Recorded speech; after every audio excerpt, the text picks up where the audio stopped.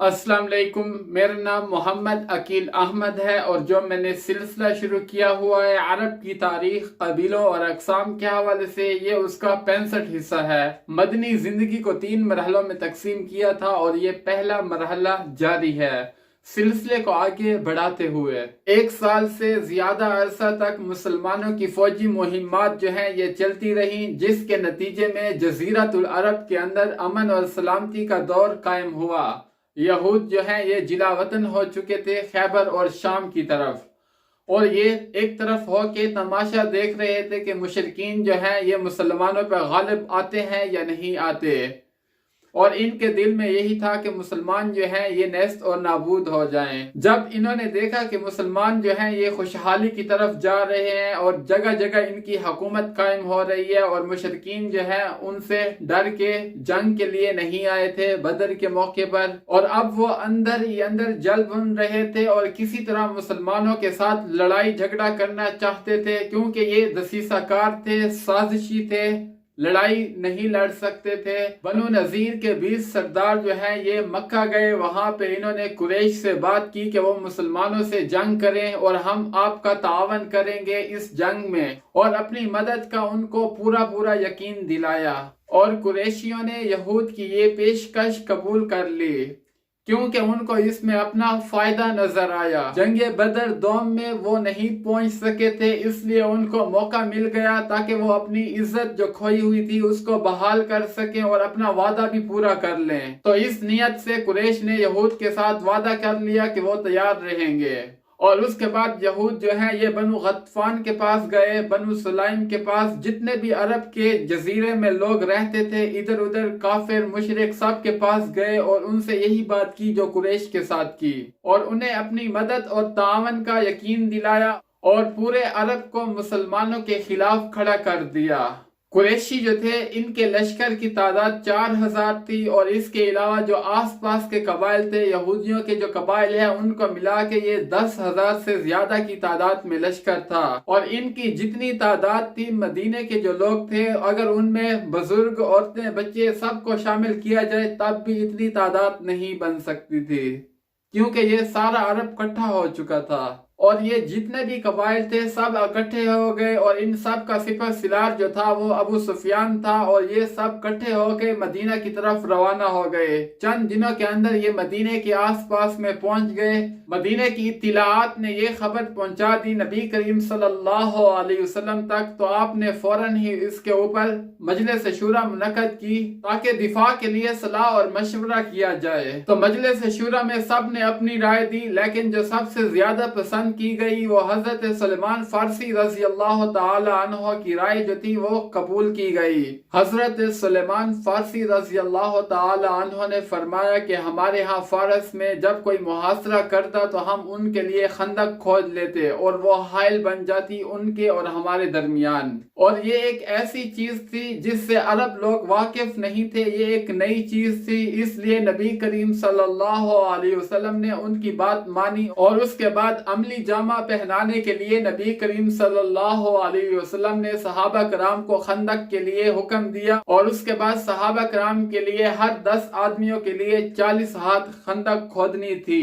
اور تمام صحابہ کرام رضوان اللہ تعالی علیہم اجمعین خندق کھودنے میں لگے رہے، اور دن میں وہ خندق کھودتے اور نمازیں پڑھتے اور رات میں آرام کرتے، اور جیسے پھر صبح ہوتی پھر آ کے وہی کام شروع کر دیتے۔ کچھ صحابہ کرام جو ہیں وہ کھدائی کر رہے تھے اور کچھ اپنے کندھوں پہ مٹی لے کے آگے جا کے پھینک رہے تھے، اور اسی طرح کام چلتا رہا۔ نبی کریم صلی اللہ علیہ وسلم خود بھی اس میں شامل تھے، اور کام کی وجہ سے جو بھوک ہے اس میں شدت ہو گئی، اور مسلمان جو ہیں کھانے میں یہ گندا ہوا جو کھاتے تھے جس سے ایک ناخوشگوار بو آتی تھی، اس کے باوجود اس کا جو حلق میں ذائقہ تھا وہ بدمزہ تھا، لیکن اس کے باوجود وہی کھانا ہوتا تھا۔ مسلمان جو ہیں یہ محنت کر رہے تھے، اور نبی کریم صلی اللہ علیہ وسلم بار بار فرما رہے تھے کہ زندگی جو ہے وہ آخرت کی زندگی ہے، دنیا کی زندگی نہیں ہے، اللہ تعالیٰ بخش دے مہاجرین اور انصار کو۔ نبی کریم اللہ تعالیٰ سے دعائیں فرما رہے تھے، اور صحابہ کرام جو ہے محنت کر رہے تھے۔ حضرت ابو طلحہ رضی اللہ تعالی عنہ نے نبی کریم صلی اللہ علیہ وسلم سے بھوک کا شکوہ کیا اور کہا کہ ہم نے پتھر باندھا ہوا ہے۔ تو نبی کریم صلی اللہ علیہ وسلم نے پیٹ مبارک سے کپڑا ہٹایا، دکھایا آپ نے 2 پتھر باندھے ہوئے تھے اور صحابہ کرام نے 1 پتھر باندھا ہوا تھا۔ اور خندق کے دوران نبی کریم صلی اللہ علیہ وسلم کے معجزے بھی سامنے آئے۔ حضرت جابر بن عبداللہ رضی اللہ تعالی عنہ نے نبی کریم صلی اللہ علیہ وسلم کی بھوک کی شدت محسوس کی تو اپنے گھر چلے گئے اور ایک بکری کا بچہ ہے اس کو ذبح کیا اور پکایا، اور جو کا 1 سا یعنی 2.5 کلو کے قریب جو ہے اس کا آٹا تھا، اس کو گوندا اور اس کی روٹیاں پکوائی، اور خاموشی سے آ کر نبی کریم صلی اللہ علیہ وسلم سے فرمایا کہ آپ اپنے چند رفقا سمیت تشریف لے آئیں اور کھانا تناول فرمائیں۔ تو نبی کریم صلی اللہ علیہ وسلم تمام لشکر والوں کو لے گئے اور وہاں پہ جب کھانا سامنے پیش آیا تو وہ سب نے کھا لیا۔ اس کے باوجود وہ گوشت کی جو ہانڈی تھی ویسے ہی رہی اور آٹا جو تھا ویسے کیا ویسے ہی پڑا رہا، اور سب سیر ہو کے کھا بھی چکے تھے۔ یہ معجزہ نبی کریم صلی اللہ علیہ وسلم کا سامنے آیا۔ اور حضرت نعمان بن بشیر رضی اللہ تعالی عنہ کی ہمشیرہ جو ہے وہ کھجوریں لے کر جا رہی تھی اپنے بھائی اور ماموں کے لیے۔ نبی کریم صلی اللہ علیہ وسلم نے دیکھا تو روک لیا اور ان سے وہ کھجوریں لے کے ایک کپڑے کے اوپر ڈال دی اور سب کو بلایا اور سب کھاتے رہے اور کھجوریں ختم نہیں ہوئی، یہاں تک کہ کھجوریں بڑھتی گئیں، سب سیر ہو کے کھا گئے،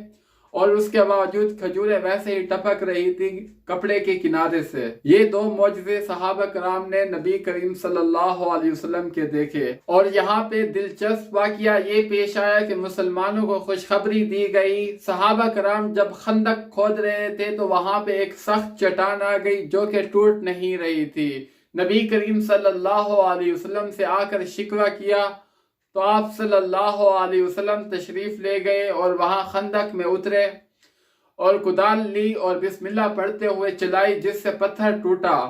اور آپ صلی اللہ علیہ وسلم نے فرمایا اللہ اکبر، مجھے شام کی کنجیاں دی گئی ہیں۔ تو اس کے بعد آپ نے دوبارہ کدال چلائی اور پھر پتھر ٹوٹا اور آپ کو شام کی جو ہے خوشخبری دی گئی، اور آپ صلی اللہ علیہ وسلم نے فرمایا اللہ اکبر، مجھے شام کے سرخ محل جو ہے وہ دکھائے گئے۔ اور اس کے بعد آپ نے تیسری مرتبہ کدال چلائی اور پتھر ٹوٹا تو آپ نے فرمایا کہ مجھے یمن کی چابیاں دی گئی ہیں۔ اور مسلمان جو ہیں یہ تیزی سے خندق کھود رہے تھے کیونکہ وہ جو مشرکین تھے اور یہود جو تھے ان کا لشکر بھی آگے بڑھ رہا تھا۔ قریشی جو تھے یہ 4000 کی تعداد تھی اور یہود سب ملا کے تقریباً 10,000 کے آس پاس یہ لوگ تھے۔ مسلمانوں نے جو خندق کھودی وہ شمال کی جانب ایک ماہر فوجی کی حیثیت سے نبی کریم صلی اللہ علیہ وسلم نے یہ حکمت عملی کی کہ شمال کی طرف جو ہے وہ خندق کھدوائی گئی اور دوسری طرف جو ہے وہاں پہ پہاڑ اور باغ تھے کھجوروں کے،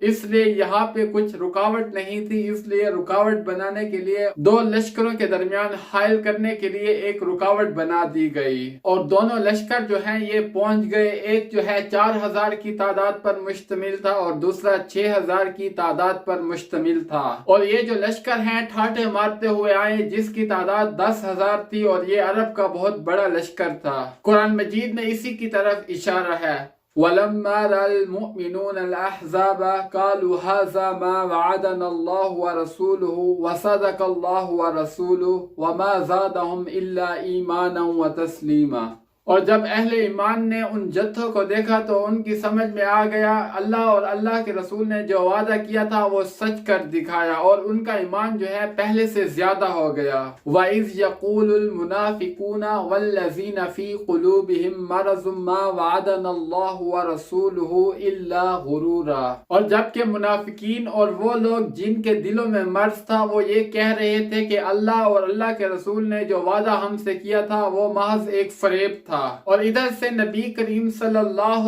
علیہ وسلم 3000 پر مشتمل لشکر کو لے کر نکل پڑے۔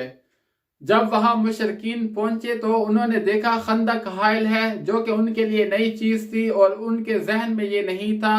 اور وہ کافی غضبناک اور غصہ ہوئے کیونکہ ان کا جو منصوبہ تھا اس میں یہ چیز شامل تھی نہیں، سرے سے ان کے ذہن میں بھی یہ چیز نہیں تھی کہ اس طرح سے آگے ہوگا، اس لیے اس حکمت عملی کے مطابق اس خندق کو کھودا گیا تھا۔ اور ان کو وہیں محاصرہ کرنا پڑ گیا، اور اس کے بعد تیر اندازی شروع ہو گئی، کیونکہ وہ خندق پار کرنے کی کوشش میں تھے اور صحابہ کرام تیر مار کر ان کو روک رہے تھے، اور ان کے چند لوگ خندق پار کر کے آئے تو حضرت علی چند صحابہ کے ساتھ گئے اور ان کا کام تمام کر دیا، اور باقی اس جنگ میں کوئی زیادہ خون ریزی نہیں ہوئی اور صحابہ کرام ان کو پار نہیں کرنے دے رہے تھے۔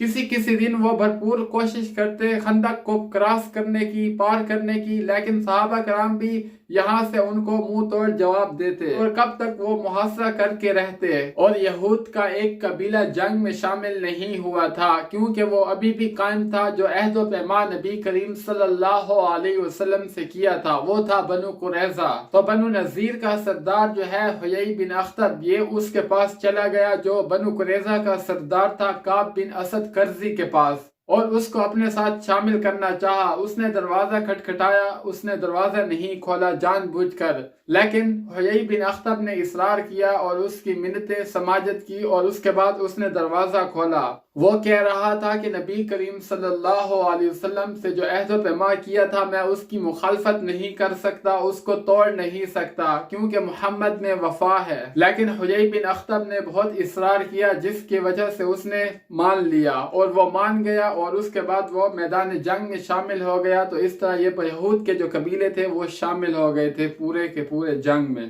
اور مسلمانوں نے کچھ اس طرح سے انتظام کیا تھا کہ جو خواتین تھیں، بوڑھے تھے اور جو جنگ کے قابل نہیں تھے اور جو بچے تھے، ان کو قلعے کے اندر محفوظ کر لیا تھا، اور وہاں پہ حسان بن ثابت رضی اللہ تعالی عنہ بھی موجود تھے۔ یہود میں سے ایک شخص آیا اور وہ قلعے کے اندر داخل ہو گیا۔ حضرت صفیہ رضی اللہ تعالی عنہ نے حضرت حسان سے کہا کہ آپ مقابلہ کرو، تو انہوں نے کہا کہ میں ان سے لڑ نہیں سکتا۔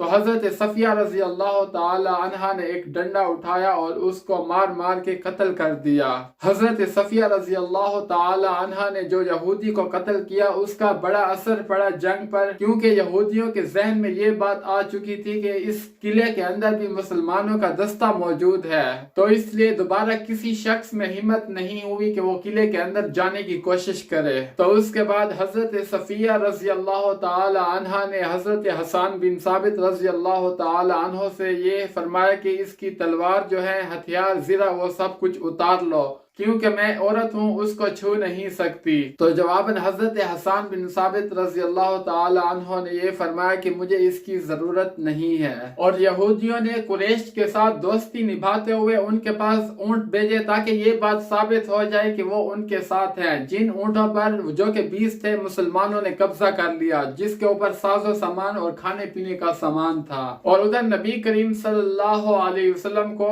بنو قریظہ کے حوالے سے خبر ہوئی کہ انہوں نے بات عہدی کر لی ہے، تو ابھی یقین نہیں ہوا تھا، اور نبی کریم صلی اللہ علیہ وسلم نے بنو قریظہ کی تحقیق کے لیے حضرت سعد بن معاذ، حضرت سعد بن عبادہ، حضرت عبداللہ بن رواحہ اور چند اور صحابہ کو بھیجا تاکہ تحقیق کر سکیں، اور ساتھ آپ نے یہ تاکید کی کہ اگر جیسے انہوں نے بد عہدی کی ہے تو اس کا اعلانیہ ہمیں نہیں بتانا، اگر وہ بد عہدی نہیں بلکہ عہد پہ پکے ہوں تو اس کو اعلانیہ آپ نے ہمیں بتانا ہے۔ اور جب صحابہ کرام کی جماعت ان کے پاس پہنچی بنو قریظہ کے پاس، تو واقعی انہوں نے بد عہدی کی اور گالیاں دی صحابہ کرام کو، اور کہا کہ نبی کون ہے؟ محمد۔ اور اس کے بعد صحابہ کرام واپس تشریف لے گئے نبی کریم صلی اللہ علیہ وسلم کے پاس، اور آپ سے یہ کہا کہ قارا اور ازل، قارا اور ازل، اس کا مطلب یہ تھا کہ جس طرح صحابہ کرام سے بد عہدی کی رجی کے موقع پر اور بر معونہ کے موقع پر صحابہ کرام سے بد عہدی کی، انہوں نے بھی ویسے ہی بد عہدی کی۔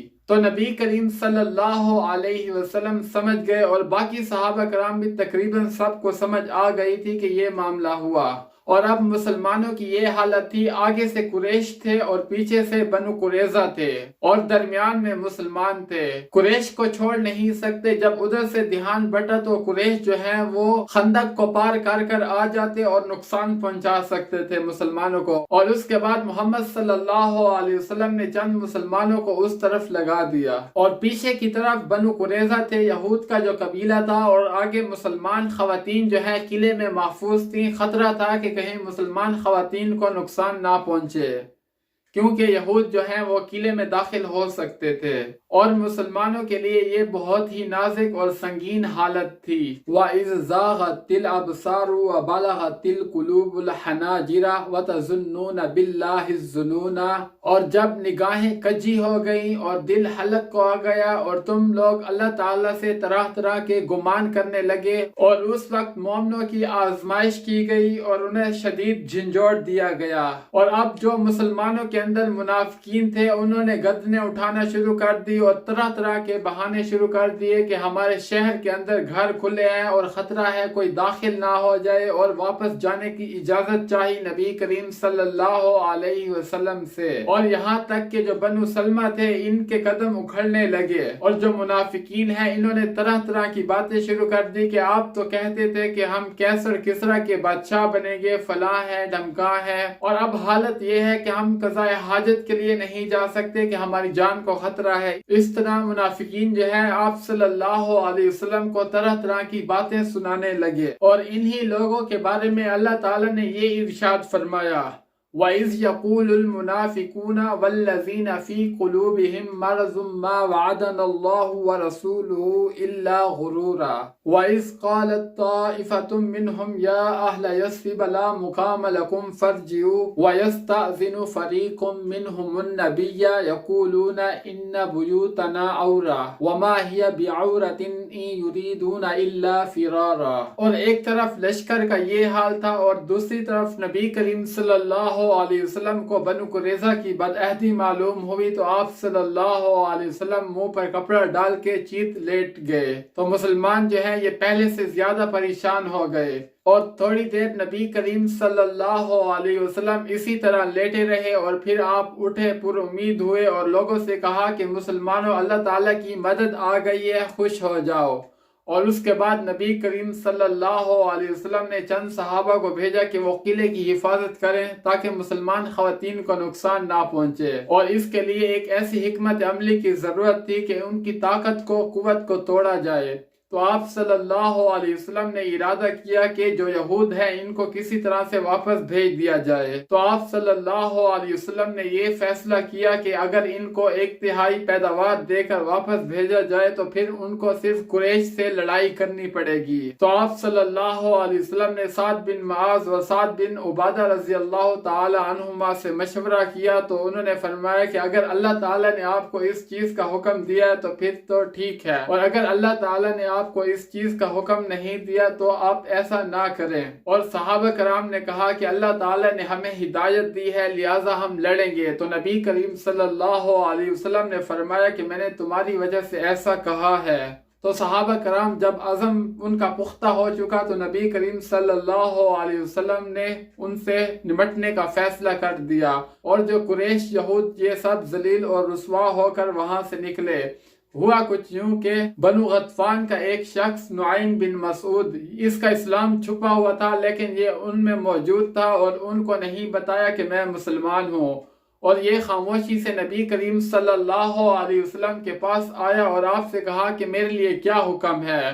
تو نبی کریم صلی اللہ علیہ وسلم نے ان کو حالات بتاتے ہوئے کہا کہ ان کی حوصلہ شکنی کرو جتنا ہو سکے۔ تو نعیم بن مسعود وہاں پہ گئے اور ان سے کہا کہ تم جو ہے قریش کے ساتھ لڑائی کر رہے ہو، محمد کے خلاف تم یہ غلط کر رہے ہو، کیونکہ یہ تمہارے گھر ہیں، تمہاری زمین ہے، اور یہ قریش کی زمین اور یہاں پہ ان کے گھر نہیں ہے، وہ تو واپس چلے جائیں گے، لہٰذا وہ تمہارے ساتھ مخلص نہیں ہے۔ اور نعیم بن مسعود نے ان سے کہا کہ اگر تم چاہتے ہو کہ وہ تمہارے ساتھ قریش جو ہے مخلص ہے تو ان کو آزماؤ، ان سے کہو کہ یرغمال کے لیے اپنے کچھ آدمی ہمارے پاس بھیجو،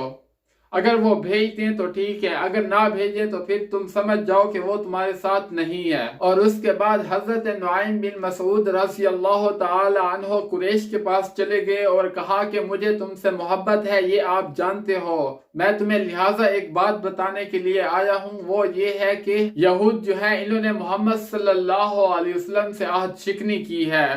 اب وہ اس پر نادم ہیں اور دوبارہ محمد صلی اللہ علیہ وسلم سے تعلق کرنا چاہتے ہیں،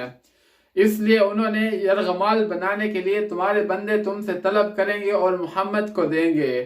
اگر وہ تم سے اپنے بندے مانگے یرغمال بنانے کے لیے تو تم ان کو نہیں دو گے۔ اور یہی بات انہوں نے غطفان سے بھی کہی اور سب میں آپس میں یہی باتیں انہوں نے پھیلا دی، جس سے تفرقہ بازی ہو گئی۔ جمعے اور ہفتے کی درمیانی رات میں قریش نے یہود کو یہ پیغام بھیجا کہ ہمارے لیے یہ جگہ موزوں نہیں ہے، لہٰذا ہمارے اونٹ اور جانور جو ہے وہ مر رہے ہیں، لہٰذا ادھر سے تم حملہ کر دو محمد پر اور ادھر سے ہم حملہ کرتے ہیں۔ اور یہود نے یہ پیغام بھیجا کہ آج ہفتے کا دن ہے اور ہفتے کے دن ہم لڑائی نہیں کرتے، کیونکہ یہ ہمارے مذہب کی خلاف ورزی ہے، اس لیے ہم ایسا نہیں کر سکتے۔ ہم ایسا نہیں کرتے کیونکہ ہمارے اوپر عذاب نازل ہو جائے گا، اور ہم تب تک نہیں لڑیں گے جب تک آپ اپنے کچھ بندے یرغمال بنانے کے لیے ہمیں نہیں دیں گے۔ جب یہ پیغام قریش کا یہود کو آیا تو انہوں نے کہا کہ واقعی نعیم نے سچ کہا تھا۔ ادھر سے جب یہود کا یہ پیغام ان کو پہنچا قریش کو تو انہوں نے کہا کہ واقعی نعیم نے سچ کہا تھا کہ جو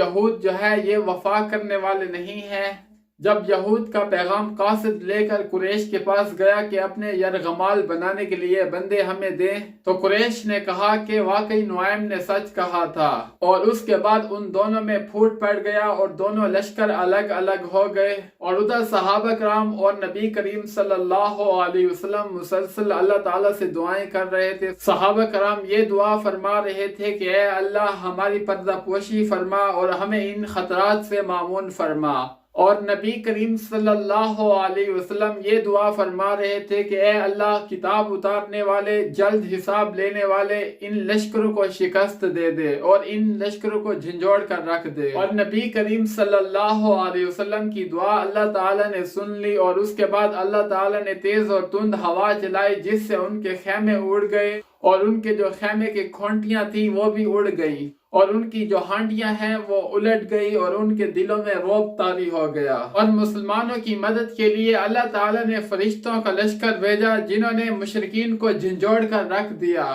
اور ان کو ہلا کر رکھ دیا۔ اور اسی خوفناک صورتحال میں نبی کریم صلی اللہ علیہ وسلم نے حضرت حذیفہ بن یمان رضی اللہ تعالی عنہ کو بھیجا کہ جا کر معلوم کرے کہ قریش کا کیا حال ہے۔ تو حضرت حذیفہ بن یمان رضی اللہ تعالی عنہ تشریف لے گئے اور آ کر خبر دی کہ ان کی جانے کی تیاری ہے اور وہ جا رہے ہیں۔ اور صبح ہوتے ہوتے میدان خالی ہو چکا تھا اور سب جو مشرکین ہیں وہ سب جا چکے تھے۔ الغرض اسی طرح اللہ تعالیٰ نے اپنے بندے سے کیا ہوا وعدہ پورا کیا اور مسلمانوں کی مدد فرمائی اور ان کو فتح بخشی۔ صحیح ترین قول کے مطابق غزوہ احزاب جو ہے یہ شوال کے مہینے میں 5 ہجری میں واقع ہوا اور ذی-قعدہ میں ختم ہوا، اور مشرکین کا جو محاصرہ رہا یہ 1 ماہ یا تقریباً 1 ماہ رہا۔ بہرحال مسلمانوں کے لیے یہ ایک فیصلہ کن جنگ تھی، کیونکہ یہ خون ریزی اور تلوار کی لڑائی نہیں تھی بلکہ یہ اعصاب کی جنگ تھی، اور اس میں مسلمان پوری طرح سے کامیاب ہو چکے تھے، اور مسلمانوں کی داغ جو ہے پورے عرب پر بیٹھ گئی، کیونکہ عرب کی اتنی بڑی طاقت جو ہے مدینے کے تھوڑے سے لوگوں کے اوپر غالب نہیں آ سکی، اور دوبارہ سے اسی طرح طاقت کو اکٹھا کرنا آسان نہیں تھا، اور اتنی بڑی طاقت کے ساتھ مسلمان ٹکرا گیا اور مسلمان کو کچھ نقصان نہیں ہوا، الٹا جو دشمن تھے ان کو منہ کی کھانی پڑ گئی، اور عربوں کو جتنی بڑی طاقت مل چکی تھی اس سے زیادہ بڑی طاقت فراہم کرنا عربوں کی بس کی بات نہیں تھی۔ اور نبی کریم صلی اللہ علیہ وسلم مدینہ واپس آ کر فرمایا کہ اب ہم ان پر چڑھائی کریں گے اور وہ ہم پر چڑھائی نہیں کریں گے، اور ہم ان کی طرف جائیں گے۔ اور یہاں تک غزوہ احزاب کا مختصر تذکرہ کیا گیا، اور بقیہ حصہ انشاءاللہ نیکسٹ ویڈیو میں۔ آپ دوستوں سے ریکویسٹ ہے میرے چینل کو لائک کریں، سبسکرائب کریں، شیئر کریں، کومنٹس میں اپنی رائے کا اظہار کیا کریں۔ تب تک کے لیے اللہ نگہبان، اللہ حافظ، السلام علیکم ورحمۃ اللہ۔